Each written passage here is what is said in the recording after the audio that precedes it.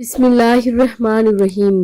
زینب T V کی طرف سے میں آپ لوگوں کے ساتھ رسول اللہ صلی اللہ علیہ وآلہ وسلم کا بہت ہی پیارا فرمان شیئر کرنے جا رہی ہوں۔ سرکے کے حوالے سے آج کی ویڈیو حضرت عائشہ رضی اللہ تعالی عنہا سے روایت ہے کہ رسول اللہ صلی اللہ علیہ وآلہ وسلم نے فرمایا کہ سرکہ بہترین سالن ہے۔ حضرت سعد رضی اللہ تعالیٰ عنہا فرماتی ہیں کہ میں حضرت عائشہ رضی اللہ تعالیٰ عنہا کے گھر میں موجود تھی۔ رسول اللہ صلی اللہ علیہ وآلہ وسلم نے پوچھا، تمہارے پاس کھانے کو کچھ ہے؟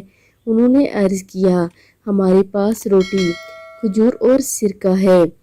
تو آپ صلی اللہ علیہ وآلہ وسلم نے فرمایا کہ بہترین سالن سرکہ ہے۔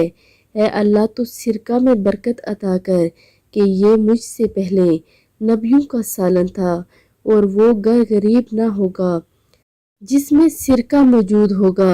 سرکہ مختلف چیزوں سے تیار کیا جاتا ہے، مثلا گنے کے رس، جامن اور انگور، کشمش اور گندم اور جو سے تیار کیا جاتا ہے۔ انسان قدیم زمانے سے سرکہ بنانے کے فن سے واقف ہے اور اس سے بنانے کی ترکیب میں کوئی خاص تبدیلی نہیں آئی۔ الہامی کتابوں میں اس کا ذکر کثرت سے ملتا ہے۔ سرکہ ٹھنڈک اور حرارت کا حسین امتزاج ہے۔ یہ جسم کے خراب مادوں کو نکال دیتا ہے اور طبیعت کو فرحت دیتا ہے۔ معدہ کی سوزش کو دور کرتا ہے۔ جن لوگوں کو سینے کے بوجھ کی کیفیت محسوس ہوتی ہے، ان کو اس کے استعمال سے آرام آتا ہے۔ دانت کے درد میں گرم پانی میں ڈال کر غرارہ کرنے سے فائدہ ہوتا ہے۔